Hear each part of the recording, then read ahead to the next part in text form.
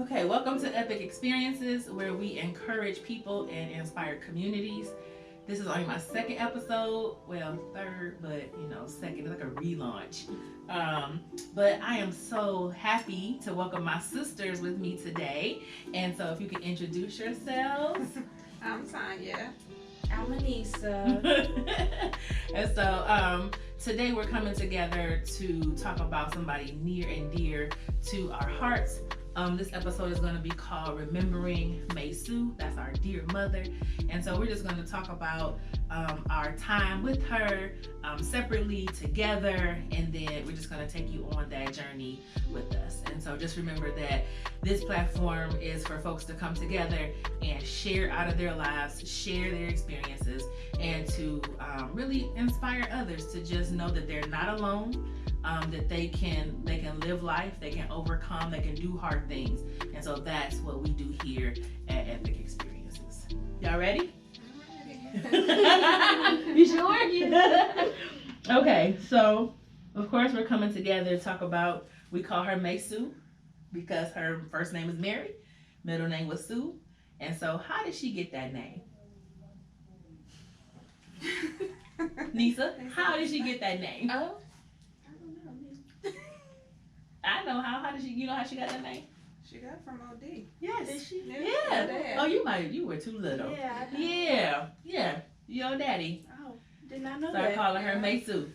And that was it. And so that's how she is mommy. And now we call her, right. we call her Mae Sue. Mae Sue. Yeah. And so that's how she got that name. I don't know how many years ago. A little bit ago. Yeah, it's been a while ago. Been a while ago. Yeah.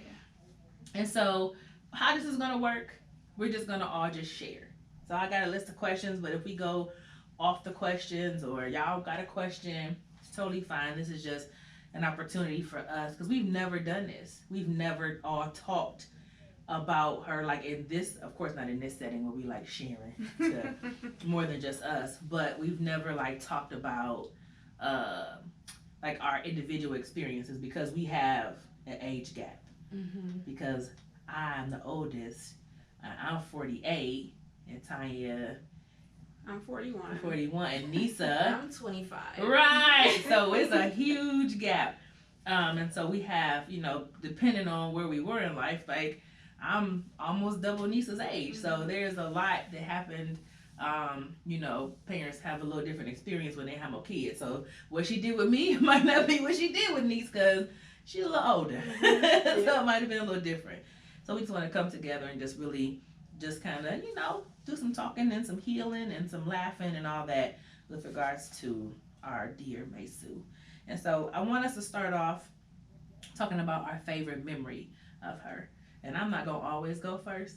So I'm going to be silent. I'll go first this time. Okay, cool. Yeah. Okay. Well, one of my most favorite moments of my mommy is she loved her music and she always dance. Mm-hmm. She'd be in the kitchen playing her music and just dance and dance. If the grandkids was there, she was grabbing one of their hands, dancing with. It's okay. It's all right.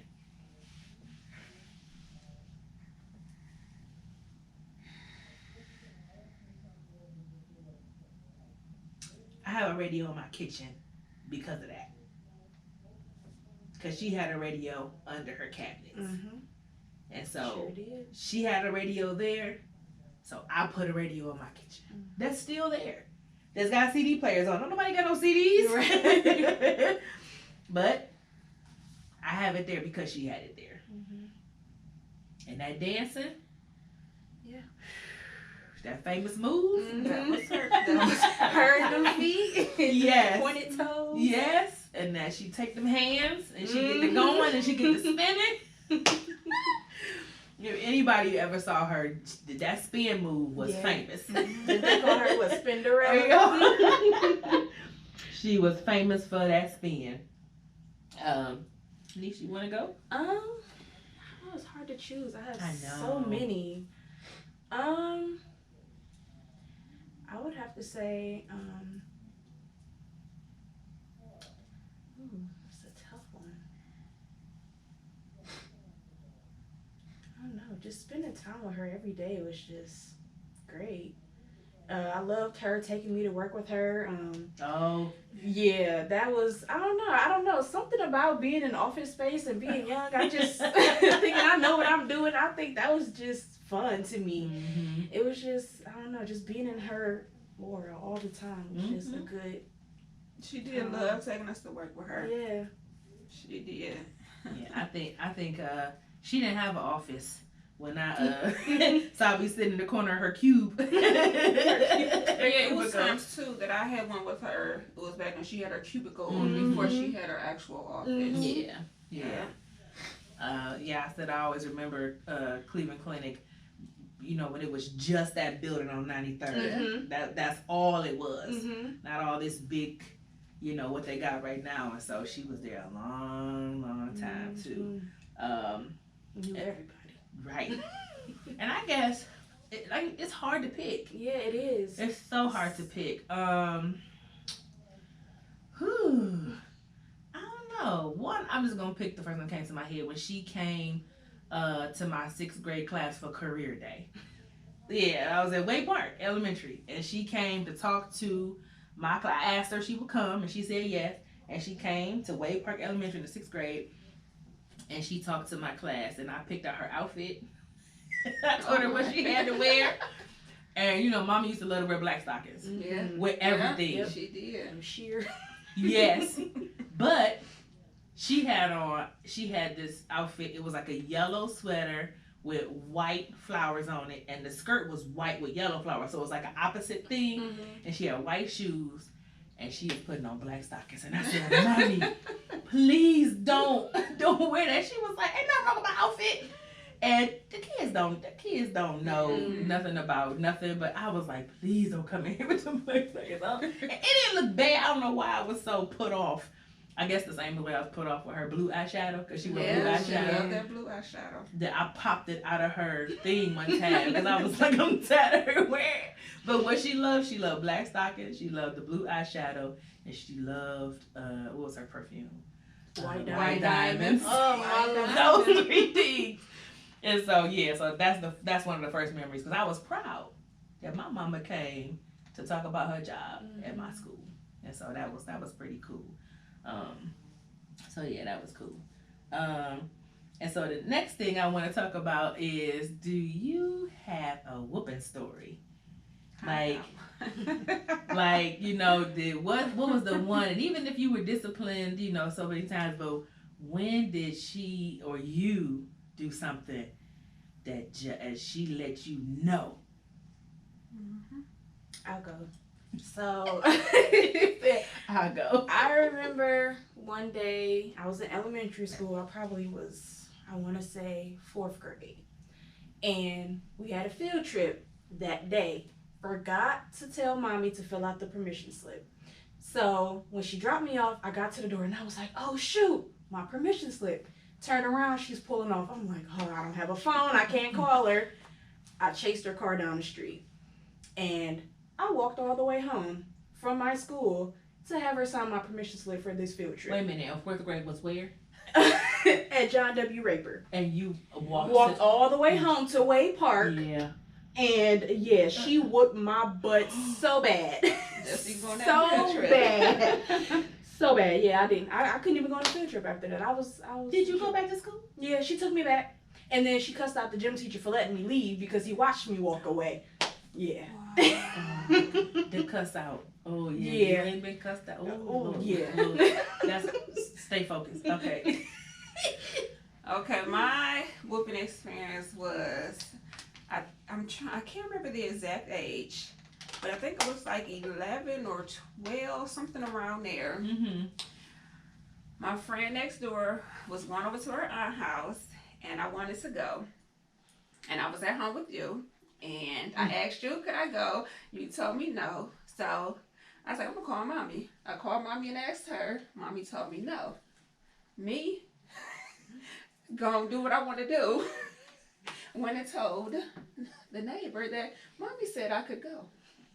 So I left, went with them over to the aunt's house, everything. Came back. Mommy, Granny, the neighbors, they was all just standing at the end of the yard because they was looking for me, like trying to figure out where I was at. Mommy whooped me from the end of that walkway all the way up to the building, all the way up the stairs until we got in the house. She whooped me so bad that I ended up under the pillows on the couch.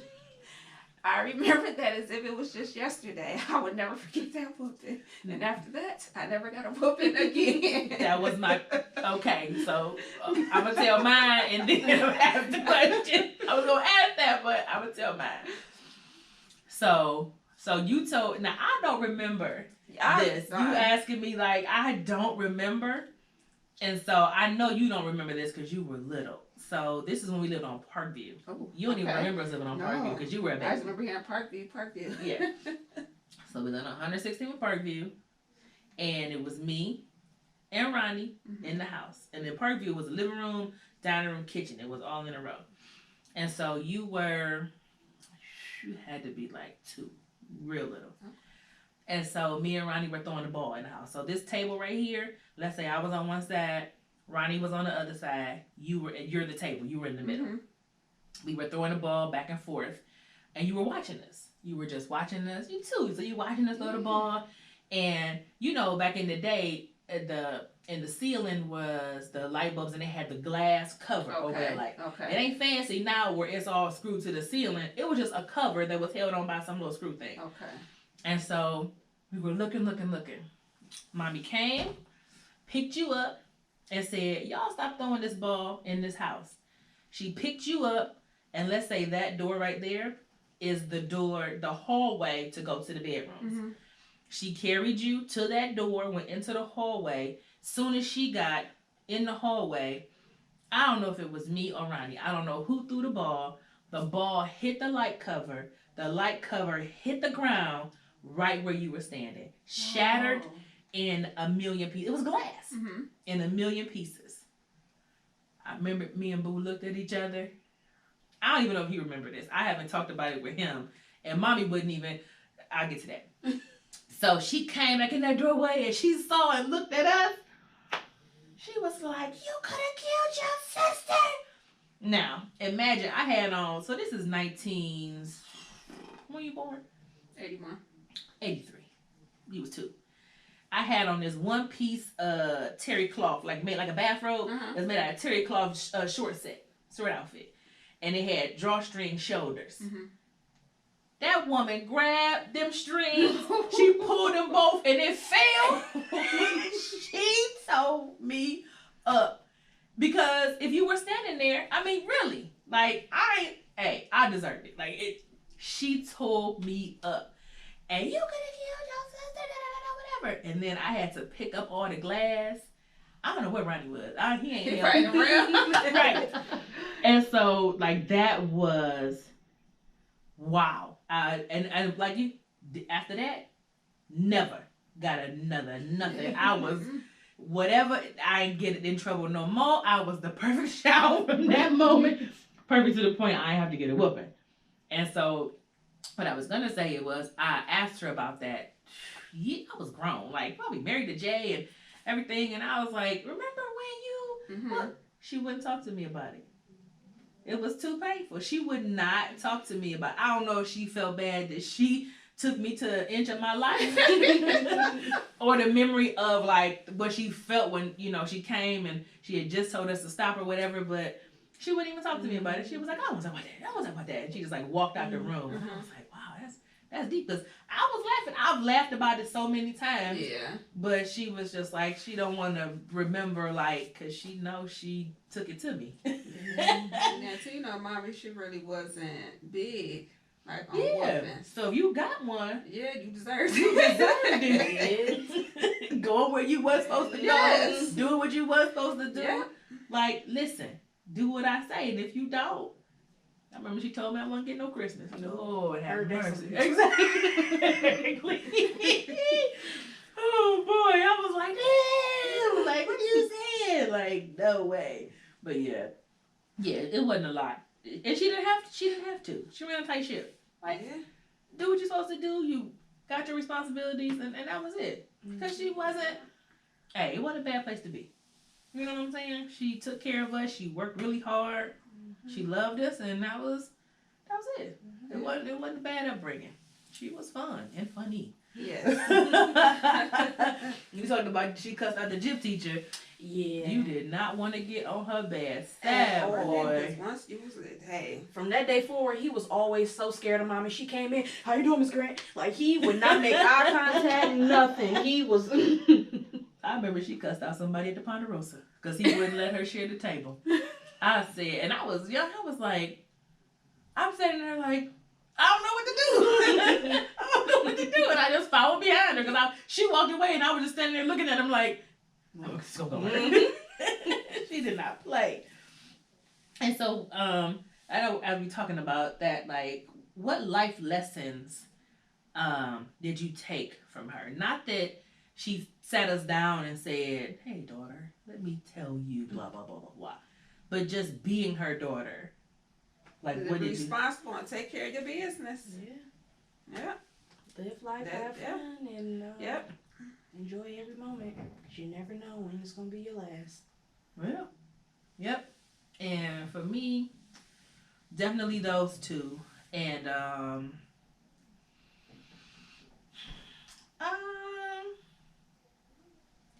know. I think that's it. Like, cause she had fun. Yeah, definitely. She worked hard. She had fun.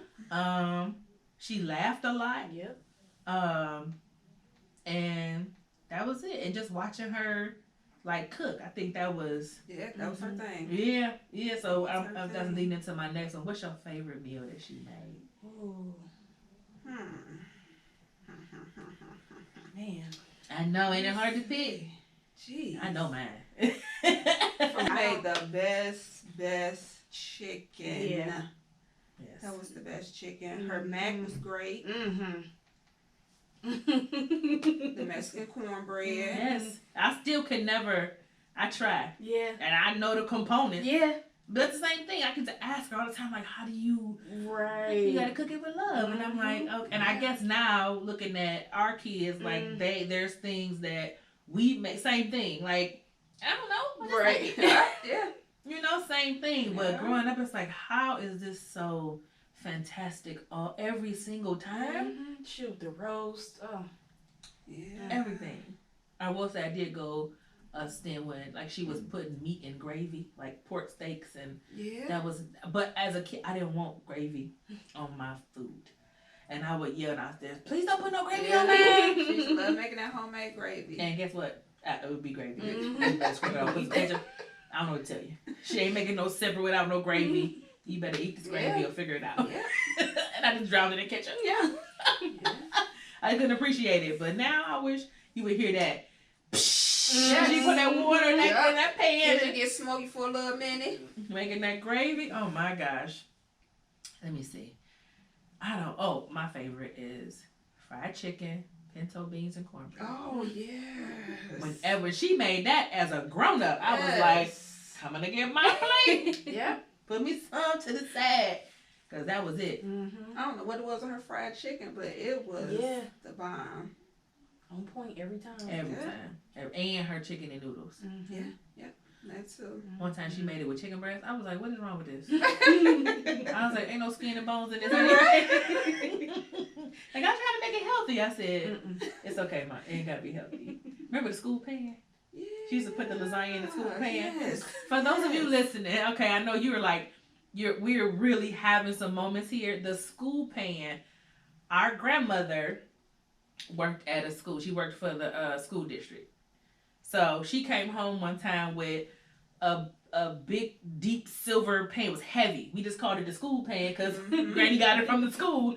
And Mommy would make lasagna in it. And lasagna was like with egg noodles, though. She didn't use lasagna noodles. It was loose, but she would make it in the school pan. It was deep and it was heavy, but as we called it, the school pan. But that was good. Everything. Like, it's hard, even though that's my favorite meal. Everything. There was not a bad meal ever. Heavens no. All the time. Every single time. I guess that's why we cook so well. Yeah, right, exactly. Exactly. Exactly. Because it is. And the stuff like her shepherd's pie. Yeah. Oh, man. them little dots of butter. I said, how does this woman make instant mashed potatoes taste like real? Yeah. How you do that? I don't know. And I don't even like shepherd's pie, but hers for some reason. And it didn't even have, like, you see it on TV. I'm like, mommy, you put all that junk in there. Right. It was literally hamburger, potatoes, 2-3 ingredients with butter on it. And the sprinkle of Lowry's on Yep. Yeah. It was sprinkled Lowry's on butter potatoes. Yeah. But it was just so good. And she had food for us, like, very rarely was we eating out. Maybe it was pizza. But then if she got paid, she would go like get food then, or she went to the grocery store. Then like it was certain times that we got fast food. Other than that, she was cooking. She was cooking after work. She was cooking. Yes, she was cooking every single day, and it. Hey, I appreciate that gravy now because I know how to make gravy. I know. I still don't know how to make homemade gravy. I still cheat. And use the jar.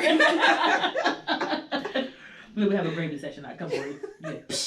You hear that? I showed them No. Oh yeah. I was using Gravy Master at first, like for the coloring, but yeah, I figured it out. So we gonna have to have a gravy session. Right. We learn how to cook gravy.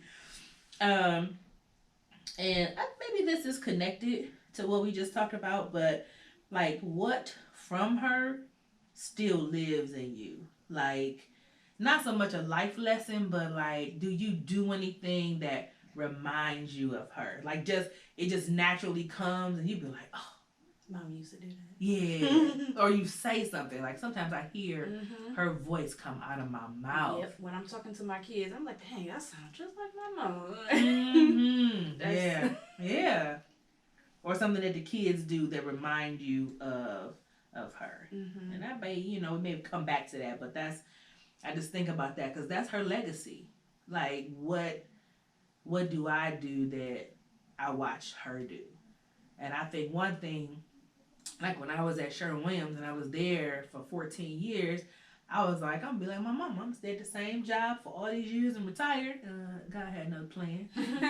Listen to the first podcast episode. That's explain it all. But that right there, because she was dedicated. She's a dedicated worker. And like she put her all into it. She took her when she was on vacation. She was on vacation. Which, by the way, she took vacation when we went back to school. Yeah. She was never off with us. Like, we be off with our kids. Like, let's take all that. We be home for break. And the day we go back to school from winter break is when she started vacation. Yep. I'm like, how dare you? Yep. Yeah. But she was doing it right. She's like, I need to rest. I ain't resting with y'all. Like, not at all. Not at all. But that's one thing I know for, like, she's a hard worker. Yeah. She was dedicated. I guess that's one thing we all took from her, being a hard worker. Yeah. Is that we are. When it comes to our family, our job, our kids, all of that. Like that's instilled in us, period.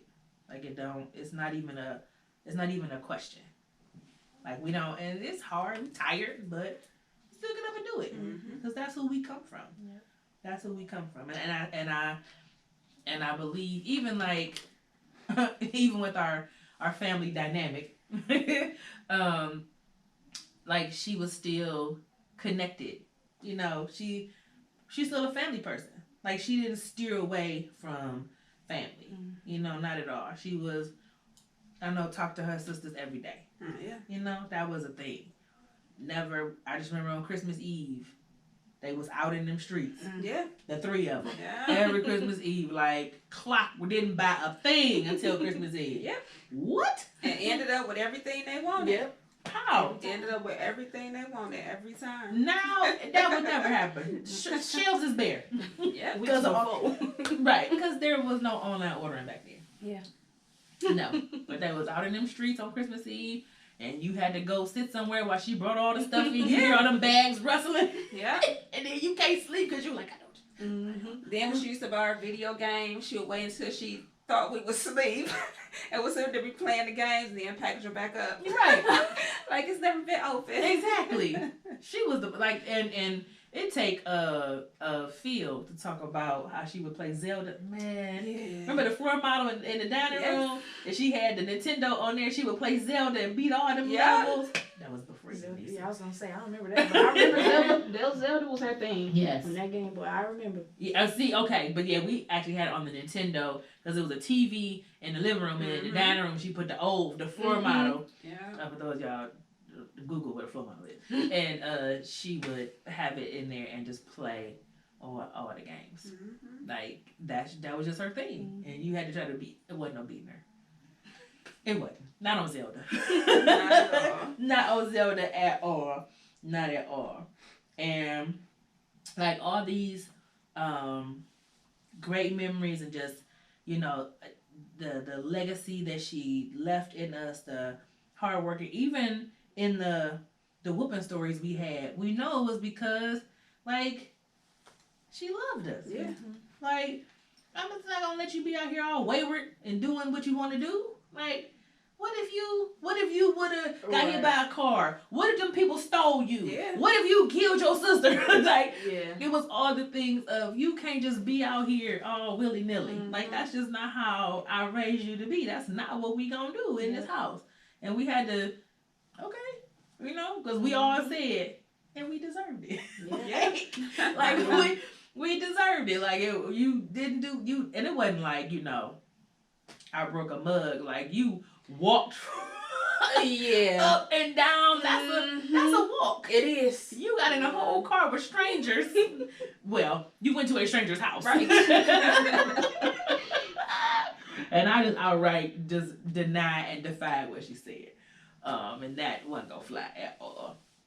But we came to a point in 2015. Was it 15? When she just started falling sick and just not doing well, and nobody knew. She was that part. She was very private. She would go to the whole doctor and not even say nothing. When I was 16 and she had breast cancer, I only knew because I walked in the room when she was talking to Granny about it, and I was like, "You had cancer?" She was getting the surgery. She was going in for surgery. Like, I didn't even know she was going to have surgery. And her message was always, I don't want to worry you. Right. Yep.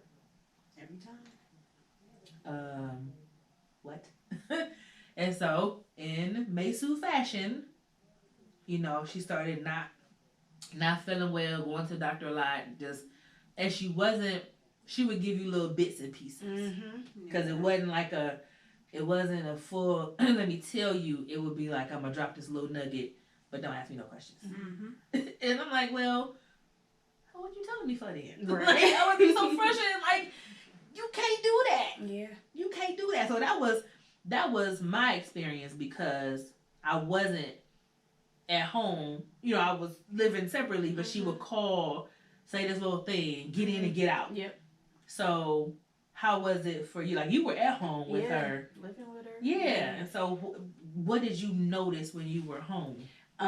I definitely noticed the changes in mommy. Like, she was getting smaller and she started laying on the couch all the time, and she just wasn't her energetic self like she normally is. And I would always ask her, like, "Mommy, what's wrong?" And she just, nothing, And at that time, that's when she had bronchitis, so she would blame everything on her bronchitis. And I'm like, I don't know, something just isn't right. And I just had started my first job at Cleveland Clinic, and I was working a night shift. And I don't know, something about it. She just always Facebook messaged me while I was at work. And it had me worried because I'm like, why are you checking on me? Like, what's going on with you? Like, it seemed like something was going on, but she wouldn't say what. Like, she just kept, "Hey, well, I love you. And, you know, you can call me or this and that." And I'm just, mommy's not like that. Like, what's going on? So it was very hard to watch because I knew something was up, but didn't know what. Yeah, because she wouldn't say nothing. Even she wouldn't say nothing to her sisters. They didn't know nothing either. They was calling me. I was like, well, if you don't know, you know, y'all talk more than I talk to her, then no, I don't know either. So I had noticed the difference too when she was losing all the weight, and then she kept telling me it was because she stopped smoking. Yeah. And when mommy went cold turkey and stopped smoking, then I'm like, "You just stopped?" She was like, "Yeah, the doctor said I gotta stop because it's interfering with my breathing or whatever. They said I got asthma." I'm like, okay. But like as time went on, she was losing more and more weight, and she kept blaming it on not smoking. I said, when you stop smoking, you gain weight. You do the opposite. I said, you don't lose weight. So that was her story. So I was letting her tell, have her story, have her moment. And as time went on, she went from the asthma to the bronchitis to the COPD, and then everything else just exploded. Everything else just... Yeah. She was telling me about her esophagus and how she couldn't swallow. She was going to have to get surgery. It was called echolalia. Something like that. Echolalia, something like that. Yeah, I'm sure we Googled it. Yeah. But, so a surgery with that, but it was still like, not the whole story. Like, it was still like I'm gonna drop this off. And I'm gonna, and it's still like come on. And then when she went into the hospital, that was just, it was, at that point, it was like, just no turn. Like, we had to know everything. Because how else, like, we at the hospital, and she can't tell them not to tell us. She can't control it now. Right. And so, it was just like, holy smokes. And that was awful, of course. And everything happened so fast. So fast. So fast. To the point where it's a blur to me. Like, yeah, that's true. Yeah. Like, she came home and then she ended up going right back. It was like, or it was just a lot. And she'd be on the one floor, and Nisa, you were at the hospital working where she was. And so how I can imagine how that was. I can't imagine how that was for you. It was so hard, honestly. And when the time she got put in the ICU, every time I heard that code blue, my heart stopped, because I just assumed, like, oh my God, it's mommy. So that traumatized me, because that was just, I'm 18 at the time. I'm like, oh my God, like, what am I gonna do? But yeah, that was terrible. Yeah. And it was round the clock. Somebody was with her all the time. Even Jay stayed the one night. Like, let us all go home. He stayed, but it was always somebody there, even though, I mean, she wasn't awake, but she still had somebody with her all the time. And so, it was just not the one, and we have talked about this part together, but just how our family was during that time. Because usually families fall apart when somebody is not doing well, or there's a subsequent death, and it just tears people apart. And so the day that we went, because we were up there, we was getting pizza, we were just there all the time. And then the one day we had the meeting with the doctor, and she told us that the toxicity in her brain was just bad, and it wasn't going to get better, but in like 4 days we'll come back and talk. And we met at Berta's house. I remember that day. We was all there. And I'm like, so in 4 days, we'll go back and talk to the doctor. And again, my partner in crime with the ball, Ronnie was like, why are we waiting? She's in pain. Let's go back up there and talk to the doctor. And so it didn't feel like it was a decision that I made by myself. Because being the oldest, even though Granny is still, allowed, I'm the oldest kid. And so I felt responsible, but I didn't feel pressure. I didn't feel like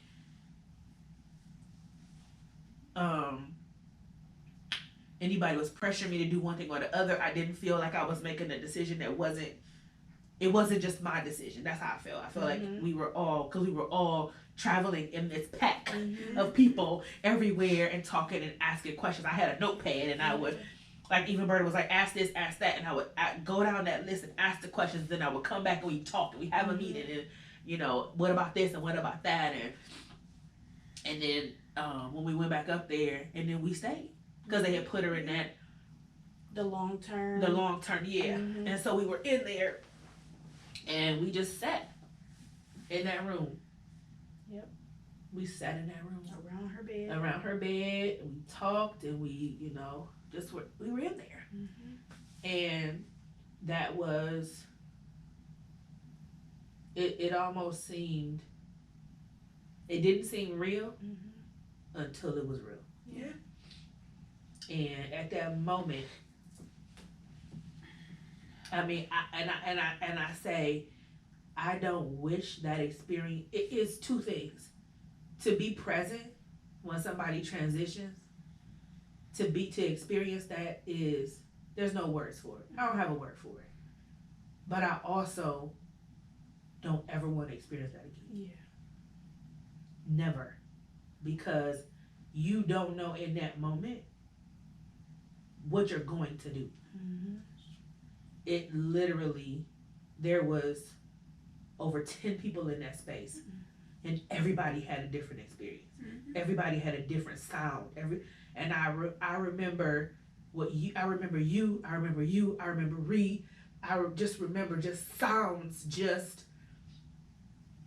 it was just sounds. And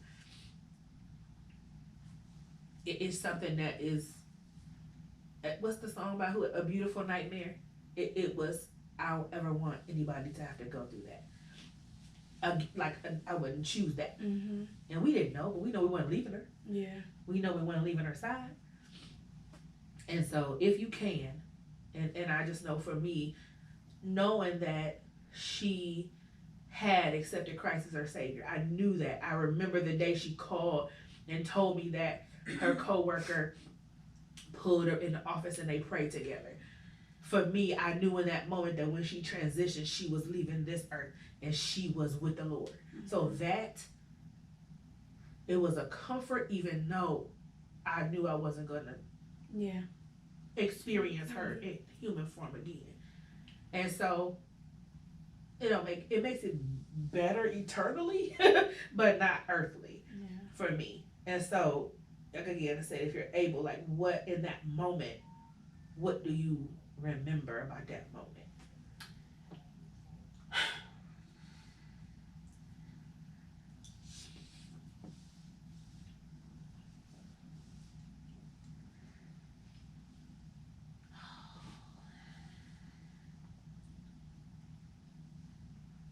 One thing that's gonna stick with me,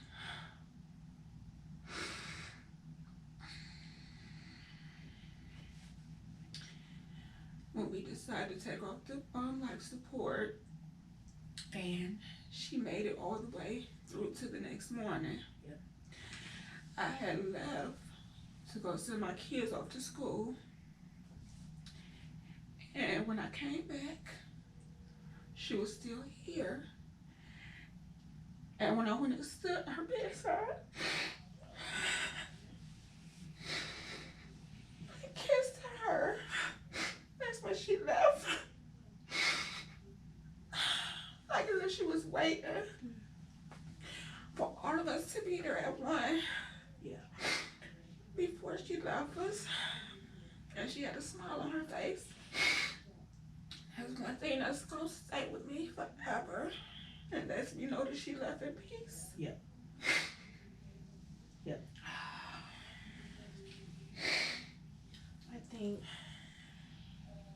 I remember when I was standing next to her bed, I was holding her hand. She opened her eyes. She looked me dead in my face. And one single tear came down. And that to me just, it told me, like, you know, I'm okay. Yep. You know, it's okay. Yes. Don't cry. Yeah, that was really. And so I'm glad we all have those moments. One and not that day, but prior to, me and Jay were in the room, and you once you start googling and doing all kinds of dumb stuff, I had a whiteboard and a marker because she couldn't speak. Yeah, I remember. So I got the whiteboard and the marker, thinking that she gonna write what she gonna say. I right, just in hindsight, fool, what is you doing? But so me and Jay in the room, and her eyes were open, she was awake, and she was looking around, and she kind of set up, not fully, but just kind of a little bit. And so I'm with the whiteboard. I'm like, you wanna write? And you know that dead face mommy give you when you doing something that her face just go blank, like yes. And so I was like, put it down. And she mouthed the words. It was hardly any sound, but she said, I want to go home. And I said, oh, you want to go home with Nisa and Wayne? You want to go back to your house? And she hit me with that face. Like, not that home, but she meant home. And I lost it. Not in front of her, but I was like you said, that I'm ready. What? Now I'm not ready. Yeah. We not ready. I didn't want to believe that. You young. Yeah. Like, what do you mean? But we all have that piece, that piece of her, the P-I-E-C-E, and then that thing you said you never forget, the look, the statement. Then we have that piece, that P-A-C-E, that even though it's painful, we know she's not in pain. Right. We know that she is in heaven. We know that it wasn't in our control. And as difficult as that is, it's like, this is as we get older, this is a club that nobody wants to be a member of. And as you watch other people experience it, we have a story that is encouraging, because we can talk about how we bonded together, how family dinners were birthed out of that. And I think about, we all live in the same, we all live within a 10-mile radius of each other. We've all kind of gravitated. We're like magnets. Like, we just stick together. That's just who we are. And it's because, I'm going to say, it's because of her. Yeah. You know what I'm saying? And the one thing that I remember, you took a picture holding her hand. I still got it. Yeah. And It was you holding her hand, right? Mm-hmm. And I just, in that moment, I wish I would have thought of that. And because Ronnie took the little boot things that was on her feet, and he made this picture of just all these things that came out of that, just these, man, like when we did the Mother's Day tea thing at the restaurant at was that Granite City? We were at. I just remember it being in Lyndhurst. I think it was Granite City, or They're not there no Or more. was it Capital? No. it wasn't Capital. It wasn't there yet. It was whatever it was, but we was in that little room. Yeah.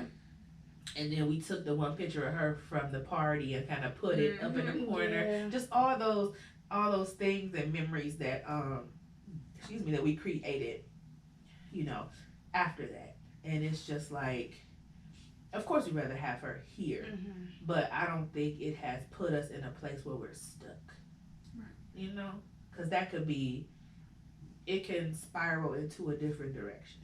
And having each other, leaning on each other, not being afraid to reach out and be like, hey, I'm struggling. Right. It's not a good day. And then having our family being back there they was our main support. Like, they supported us so much. Yep. even with cleaning out the house. Yes. Yeah. They were there and it wasn't no fighting over nothing. No. It was like, it was, it was not a bad experience. Meaning, having to clean out the house, having to handle her affairs, having to do all these things. That support was incredible. It just was. And like, I just can't thank them enough. Cause it was just that. And even their memories, like stuff that, I don't remember, but then like, Phil and Ronnie will be talking about, stuff that they remembered about her, and it just warms my heart to know that she was this person to everybody. Her co-workers, everything. Everybody. Yes. Right. She left a lasting impression on this earth. Oh, yeah, she did. For sure. She 100% did. And to this day, I'm sure that you mentioned, her name at the. She's remembered. She was there for almost 30 years. So all over the place. That is just who she was. She was phenomenal. And so, do you have any regrets? Like, you look over, like, if you could go back and do anything differently. And I don't even know what context I mean this in. I just wrote down a question. So is there anything that you regret not saying, not doing, or something you did do, you wish you didn't do, with regards to her? I don't have no regrets, good, bad, nothing. I don't have any. I think was pretty much, open, talk about any and everything. I don't have any. I do wish I was more appreciative, because I was so young and I didn't really fully understand. So I do wish I told her that, I appreciate you, I love you more. So that is something that I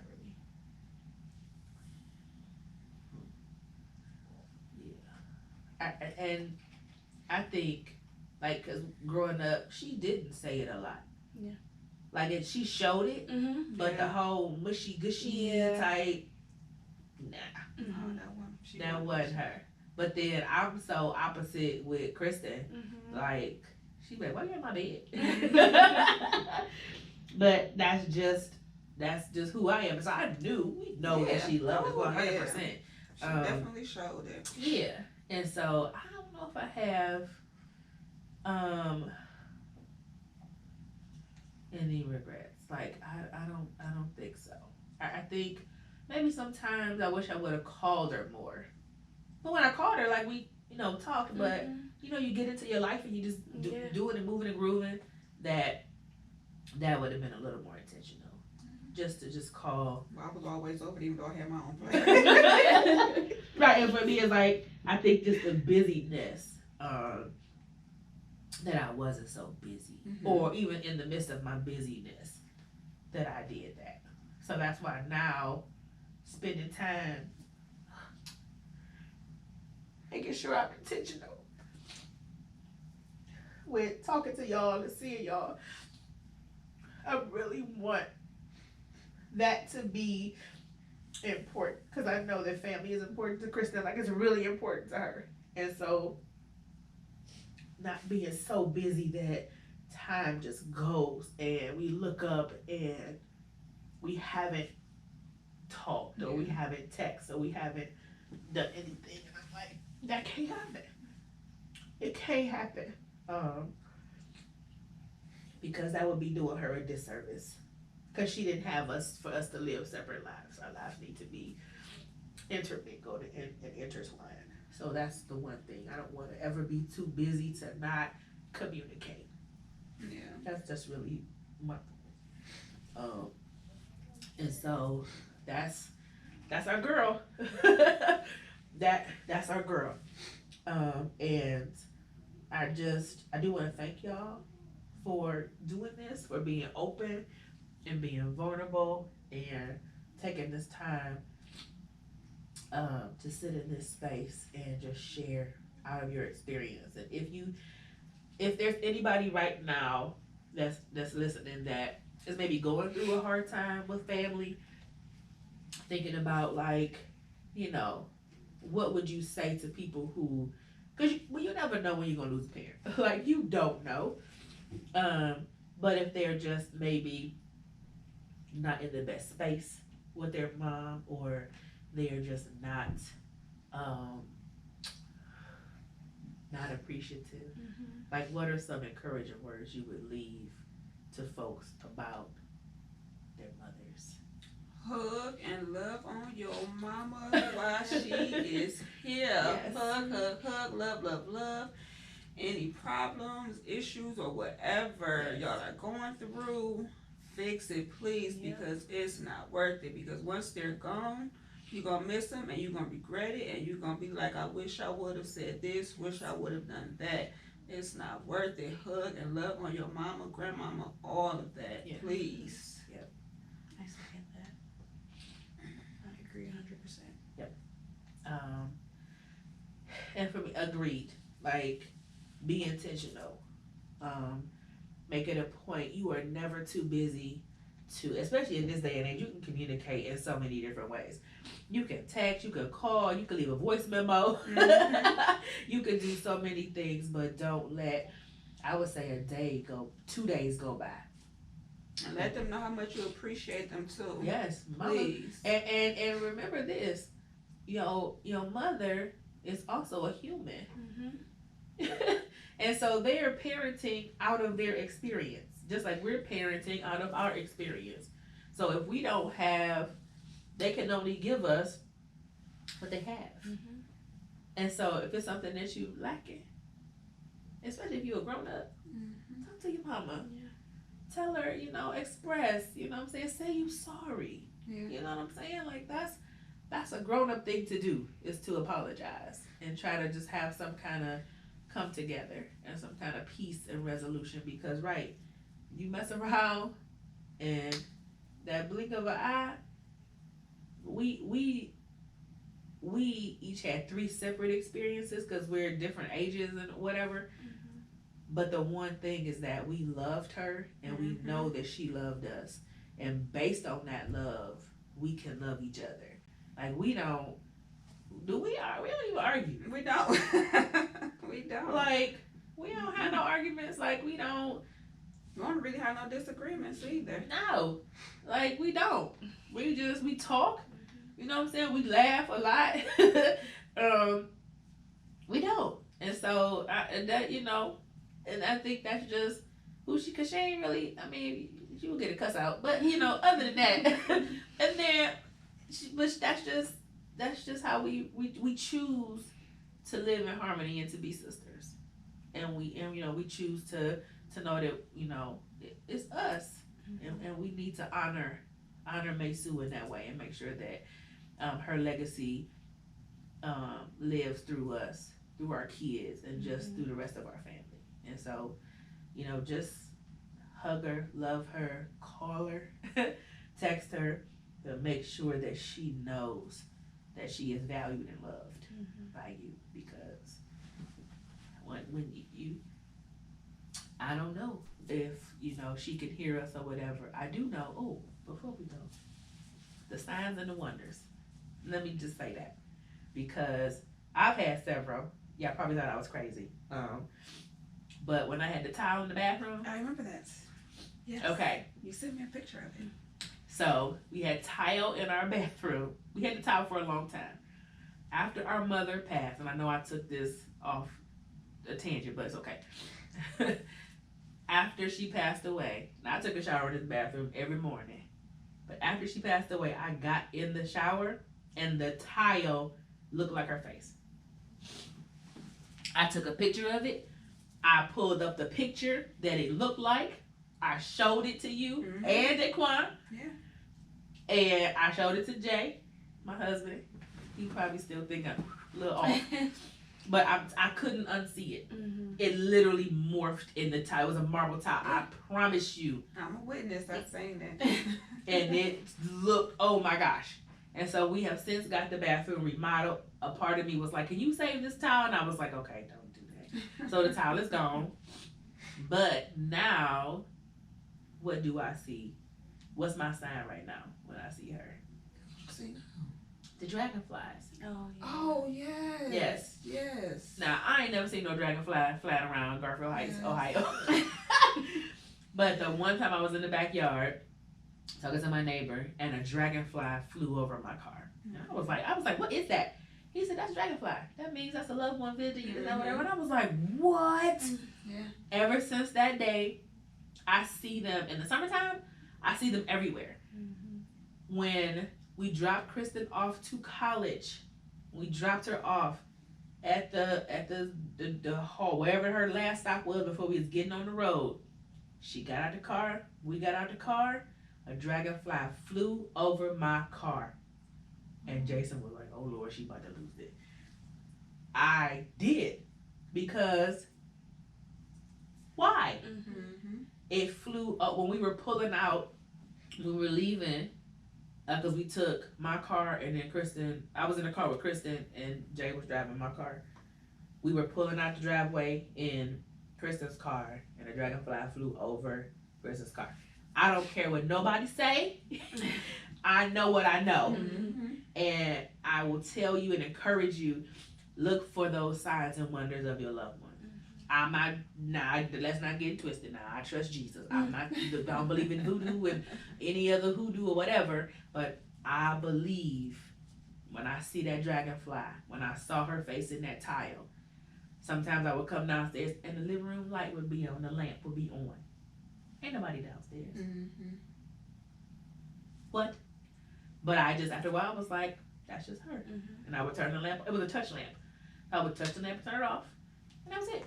Mm-hmm. And I just accepted it and moved on. And so those things are, I'm not afraid of them. I just, I embrace it. Yeah. And it's like, and she's come to me in dreams sometimes and stuff like that, but that's just what gives me comfort. I've had the dragonfly experience, so I don't remember me telling you. I've got videos on my phone, like I recorded when I be sitting my car on my lunch break. And I'm like, oh, Mommy, having lunch with me today. Yes. And that happened. In the summertime, it happens all. I got numerous videos of dragonflies in my phone when I be on my lunch break. And I was like, oh, Mommy with me today. One time we were in the car and we were traveling out of town. And it was a car in front of us. And the license plate said Leah Mae, Mm-hmm. M-A-E. Oh, I remember that. Yes, I took a picture of it because Leah is Jason's mom, and then Mae is mommy. Mm-hmm. And I was like, holy smokes! And I was like, oh my gosh! And so those things, and it's so great when it's organic. You're not paying attention. I'm not running around here looking for dragonflies. Right. They appear. That license plate was just there, like all of those things, and it is such a comfort. Excuse me, to not run away from those things, but to embrace them and to know that, you know, that your loved one is a reminder of that love and that presence. And so that is, if you never experienced it, you can't discount what we saying. And so if you have, like, just know and feel that and understand that it is a comfort and it is something that you can hold on to and it's yours. And it's something that that we share that comforts us.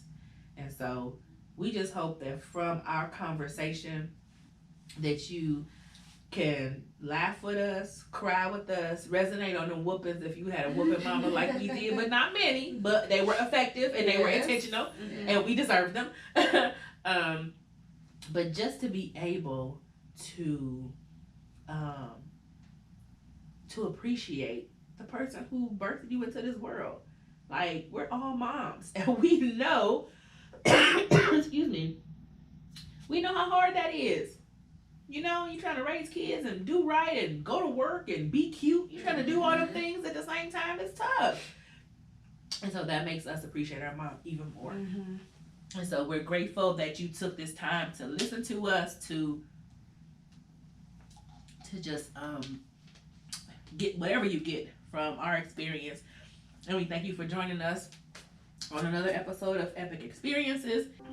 If you have an epic experience that you want to share, you want to come and sit on this beautiful couch in this wonderful studio, hit me up at oneepicexperience@gmail.com. I have a Facebook page that is Epic Experiences. I have an Instagram that is One Epic Experience. You can DM me there as well and share your story. We can talk, and then we can get you in here, and you can share, and you can encourage people and inspire communities.